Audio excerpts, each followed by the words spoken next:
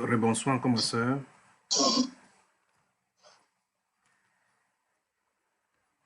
Bonsoir, frère Junior. 1h46 à Douala au Cameroun, 2h46 à Paris et même heure en Belgique. Je suis à votre service. La soeur Annabelle, vous ne voulez pas qu'on dorme aujourd'hui, c'est ça? C'est pas ça, c'est juste que, vu que je ne sais pas si, avec le temps, quand j'écoute certains témoignages, les interprétations que tu fais, il y a des songes, en fait, j'ai un doute. Certains, je me dis, ça ne me concerne peut-être pas. Allons-y. C'est assez confus, en fait. Allons-y.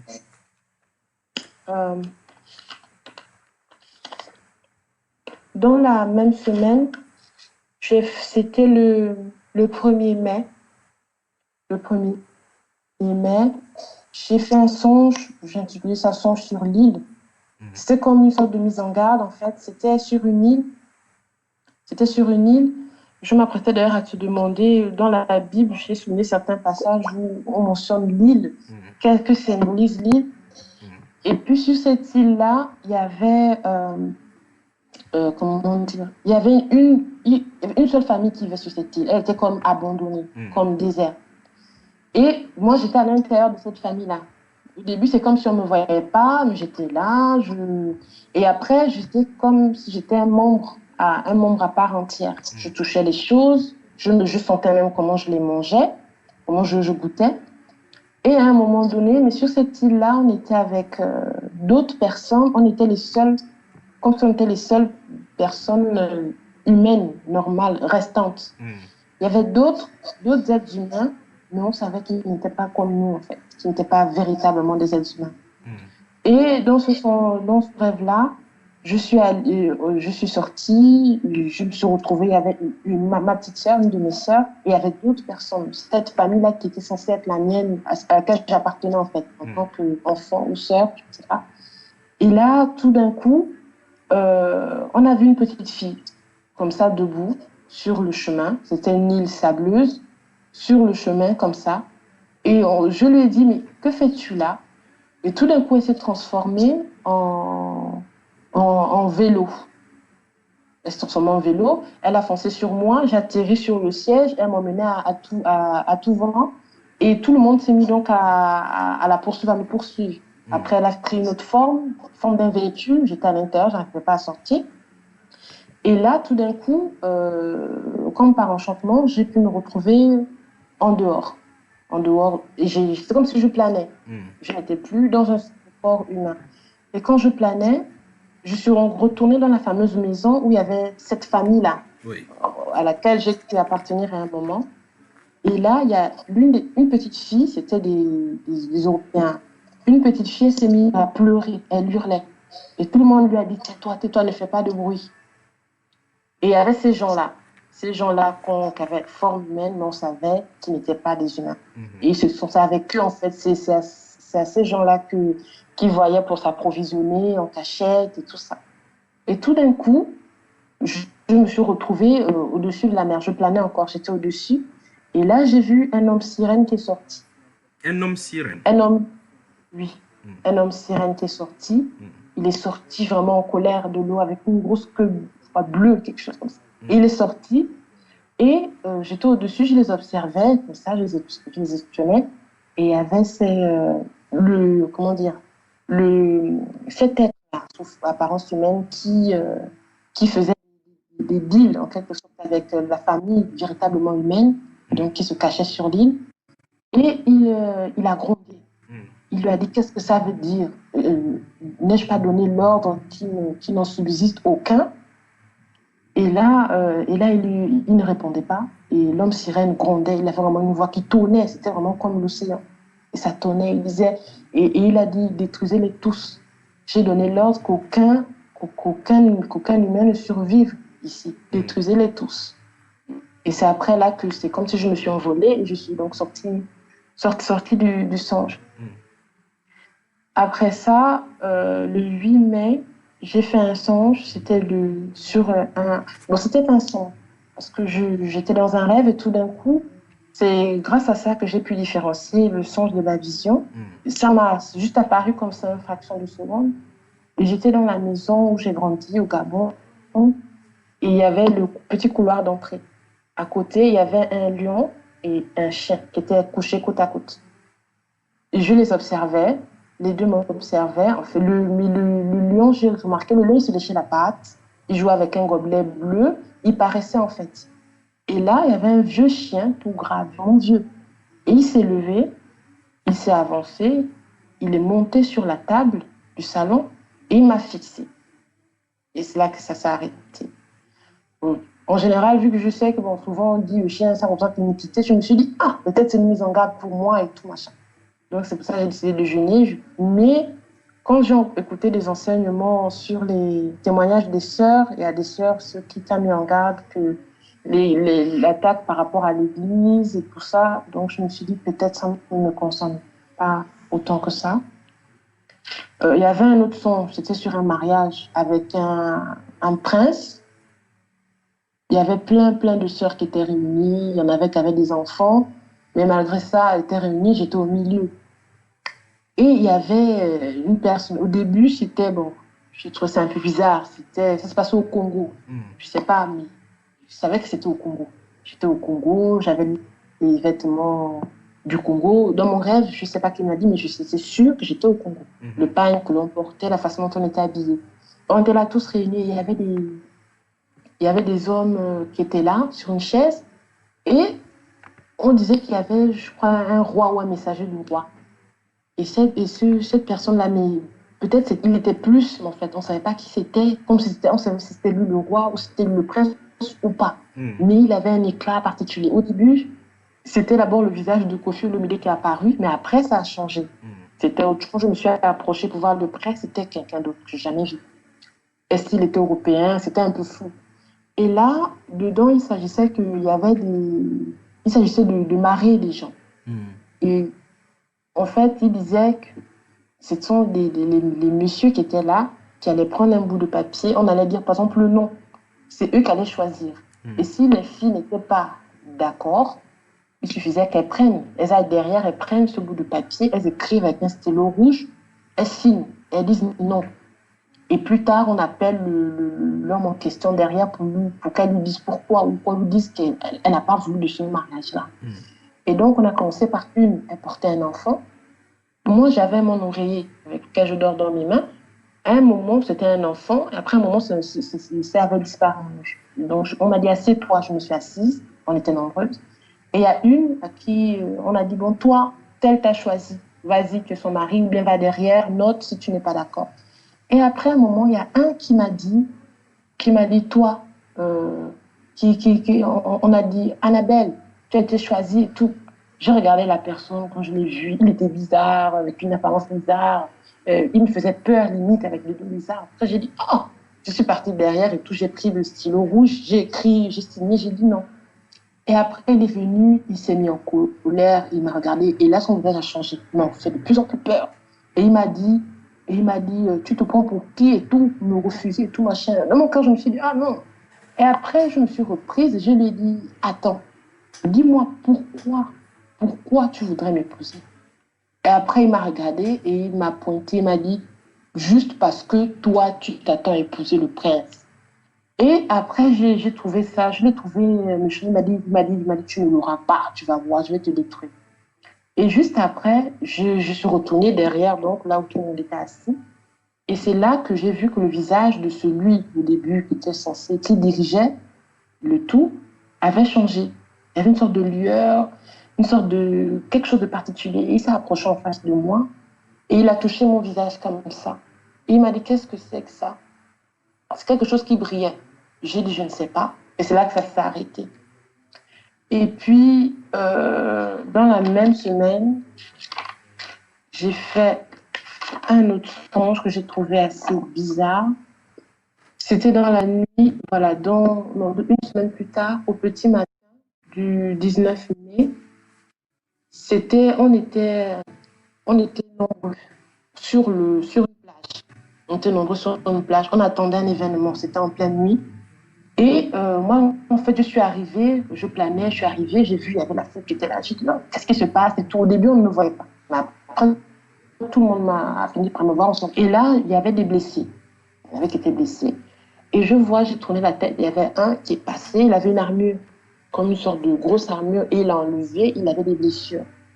Et il disait, nous ne sommes pas encore prêts, c'est pas normal, comment est-ce qu'on n'est pas prêts? Pourquoi ne sommes-nous pas prêts? Et il disait, fixez le ciel au fond.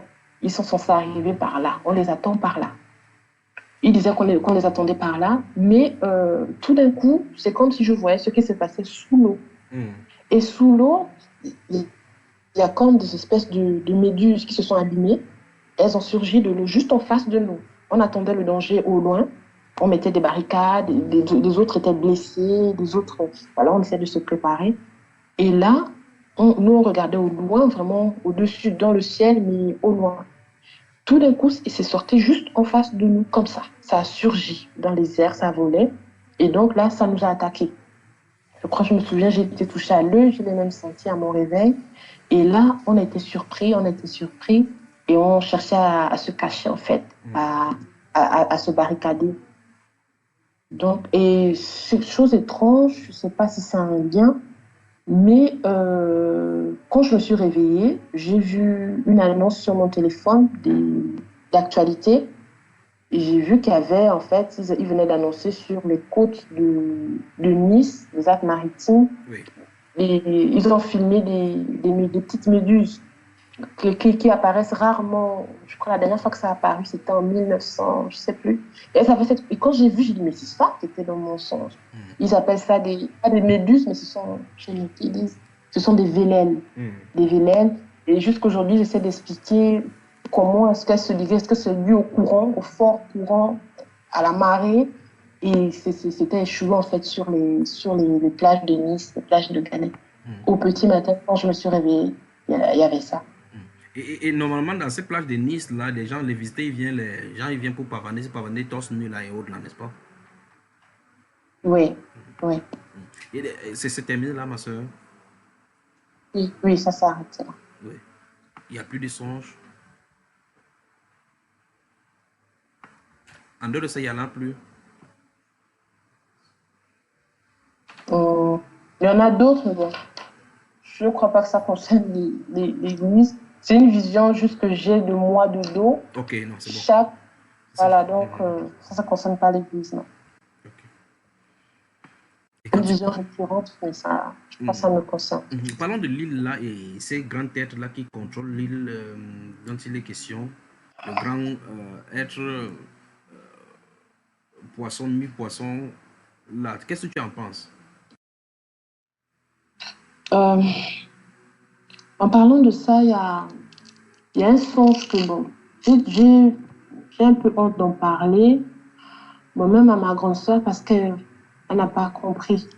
J'ai fait ce songe il y a plusieurs mois. Ça va remonter il y a 1 an, je crois, au mois de juin 2018. C'était un songe, en fait, c'est par rapport aux sirènes. Je crois que c'est la première fois que j'ai rêvé des sirènes, c'est quand j'avais 4 ans. Je crois que c'était ma Manouata qui me poursuivait, mais elle m'appelait, mais je me cachais dans la maison d'enfance où j'ai grandi. Mais là, c'était le songe, là, en fait, j'étais endormie. J'étais endormie et tout d'un coup, je me vois endormie et je rentre en fait dans mon propre corps. Et là, dans ce songe-là, je marchais avec un jeune de la fac, peut-être. On marchait, je sais pas. Il me disait, ah, viens, je t'emmène quelque part. Et tout d'un coup, on s'est retrouvés sous l'eau. On s'est retrouvés sous l'eau. Sous l'eau, mais en fait, comment dire? Sous l'eau, mais c'est comme si on était sur terre. On était sous l'eau. On arrivait sous l'eau, il y avait encore de l'eau et il y avait une sorte de ciel. Donc un autre monde. On était sur une rive, sous l'eau. Et c'est là qu'il y a une sirène qui a surgi. Elle a surgi. Elle avait des cheveux rouges bordeaux, de longs ongles et une queue violette, bleuâtre, quelque chose comme ça. Et elle est arrivée. Et c'est l'étudiant là qui m'a emmené là-bas. Je me suis retournée, il n'était plus là. Et l'étudiant là, même dans le songe, physiquement, tu le connais cet étudiant là? Non. Non, parce Mais que, tu, de mais toute tu sais que tu façon, as au une col... fond, je pense que j'ai jamais eu d'amis, donc Oui. je marche toute seule. Hmm. Donc, je me suis retournée, il n'était plus là. Et la sirène qui est arrivée, bon, quand elle est arrivée, je sentais encore sa présence derrière moi avant que je me rende compte qu'il n'est plus là. Hmm. Elle est arrivée, elle est venue face à moi et elle m'a tenu le visage. Elle m'a dit, ah, te voilà ici. À la période là, je ne priais plus trop. Hmm. Faut que je dise, Tu j'ai avais honte baissé encore. en prière, la sirène t'a eu, n'est-ce pas? Oui. Hmm. Donc, c'est comme ça que qu'elle m'a attrapé le bras. Elle m'a dit, ah, dis encore le nom de ton Jésus là ici. Hmm. Parle encore, dis encore Jésus. C'est pas C'est le là pape. qu'elle Elle a dit, m'a c'est pas le pape que tu fais souvent là, que t'aimes là. elle m'a giflé à aller-retour. Elle a giflé aller-retour. Oui. Elle m'a giflé, elle m'a giflé, elle m'a giflé. Et après, elle m'a tenu par le bras et elle m'a griffé. Elle m'a griffé. Et quand elle m'a tenu, elle m'a serré par le bras, elle m'a poussé sur le côté et elle a dit, emmène-la, montre-lui. Et quand elle dit montre-lui, je tourne ma tête, il y avait un Chinois Hmm. qui était debout. Et le Chinois, et à côté du Chinois, il y avait un énorme tram. J'ai jamais vu un tram aussi énorme. Un gros tram long, noir. Hmm. Et il souriait, il m'a dit, monte, je vais te montrer. Et donc, je suis montée. Et le tram, là, on est rentré encore sous l'eau. On était déjà sous l'eau, mais on est encore rentré sous l'eau. Hmm. Et dedans, en fait, il me montrait et on visitait, il me disait, tu vois, avec ce tram-là, par exemple, là, et là, on était en Espagne. Hmm. Il me dit, nous sommes sous les eaux de l'Espagne. Et ce tram-là que l'on vient de mettre, on peut relier l'Espagne au Maroc. Donc, on arrive au Maroc. On arrive au Maroc. Et c'est à ce moment-là, en fait, qu'en arrivant au Maroc, on sort de l'eau. On sort de l'eau, mais à l'intérieur, en fait, du monde sous-marin. On sort de l'eau. Et là, l'eau sortait de ce tram-là. Et arrivé à la surface, c'est là que je me suis réveillée. Ça me trouve jusqu'aujourd'hui parce que quand je me suis réveillée, j'étais glacée. J'ai touché mon bras et j'ai regardé le côté de mon dos. J'avais des griffes quand elle m'a griffé et je sentais encore la douleur des gifles, en fait, Physiquement, cette fois-ci. physiquement. Hmm. Physiquement. Donc tu C'est là sais, que ça s'arrête. donc tu sais que c'est réel, n'est-ce pas? À Lambaréné, dans la province de Lambaréné, du côté de Gabon, d'où tu es originaire, y a-t-il des cours d'eau là-bas? Oui, il y a beaucoup de cours d'eau. Il y a même des copines qui disent qu'elles ont déjà vu des sirènes et tout ça. Ça se raconte là-bas, n'est-ce pas? Oui. Et pourquoi, pour toi, tu seras comment je vais dire, épargné par rapport à cela, par rapport à ces esprits-là?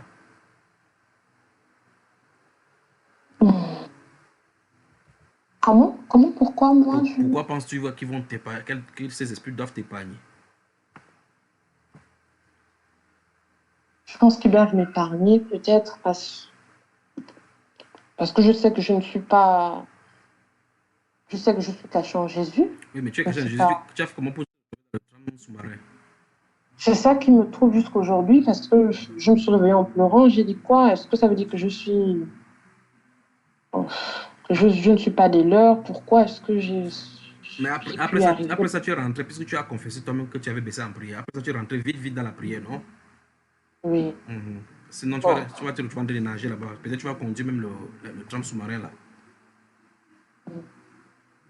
Mais concernant l'homme qui est apparu sur l'île, Oui, avec les pieds en forme de poisson bleu. oui, Imposant, autoritaire. posant autoritaire, savoir rondeur, on aurait dit les océans. Donc c'était celui qui commandait les îles, n'est-ce pas? Oui. Alors, ma soeur, Mhm. est-ce que tu peux conclure avec moi que ceux qui ont des oreilles pour entendre, entendent? Pour ceux qui sont sur les îles, les cours d'eau et tous ceux qui sont en bord des mers. Oui. Vas-y donc.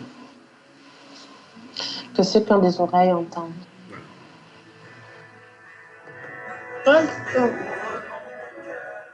C'est qui? La sœur Sandrine. Oui, la sœur Sandrine, vas-y.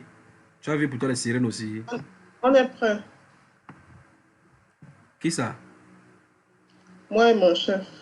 Ok. Donc c'est maintenant que tu viens de voir. Hein? demain, n'est-ce pas? 2h06 à Douala au Cameroun. N'oubliez pas de rester en prière pour ceux qui sont enceintes. N'est-ce pas, mes soeurs? Mon frère, Oui. en fait, juste tout à l'heure, on a parlé des présidents. Je me suis souvenu qu'au tout début de ma conversion, ça va faire quoi? Environ 2 ans. Oui. J'ai vu qu'il y avait un président français qui se suicidait, en fait. Un président français qui se suicidait. Oui. Là, alors, c'est grave. Donc, il note ici, la sœur Reine, elle se trouve du côté de Belgique, en Bruxelles principalement. Souvenez-vous de cela. Le président français, si vous entendez bien. C'est le président Macron. Mais ça, je ne sais pas, parce que je me retrouvais à cet endroit-là par hasard. Et on lui a remis, c'est comme s'il y avait des jeunes qui lui ont remis une arme. Et on l'excitait en fait à se suicider. Moi, j'étais juste là, juste par hasard, comme ça, je passais. Et ces jeunes-là m'ont vu. Et après, moi, j'ai commencé à fuir, en fait. Mais quand je suis rentrée, j'ai comme l'impression que je voulais dire qu'il y a quelque chose qui va se passer, mais je n'arrivais pas à le dire. Je voulais dire aux gens autour de moi qu'il y a quelque chose qui est en train de se passer, mais personne ne se rend compte. Et quand je le dis, j'y arrivais pas. Et à un moment donné, j'ai vu que ça passait à la télé. L'événement s'est passé que le président s'est donné la mort. Ouais, c'est ça. Je ne sais pas. Donc, la sœur Reine dit qu'Emmanuel Macron va se tuer. Emmanuel, c'est ça, non? Je ne sais pas si c'est Emmanuel Macron. Ça fait presque 2 ans, mais je ne sais pas. Ok. Finalement, c'est qui? Donc, un président, donc on met un président français. Oui, parce que je n'ai pas vu l'identité de là. Bon. Ça peut être peut-être ça peut être un ancien président français qui est poursuivi en justice et qui décide de quitter comme ça, c'est ça? Ça, je ne sais pas. De toute façon, l'avenir nous le dira. Que le Seigneur vous bénisse alors. Amen, amen.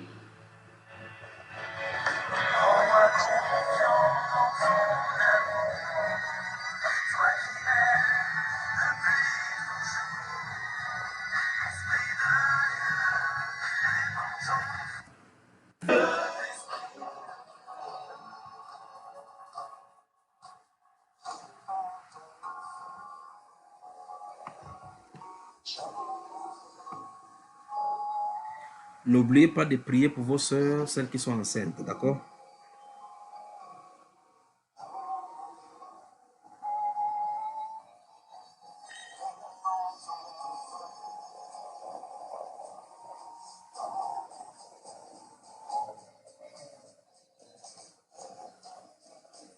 Donc, souvenez-vous de prier pour celles qui sont enceintes et celles qui sont enceintes et qu'elles cachent. Celles qu'on ne voit même pas encore.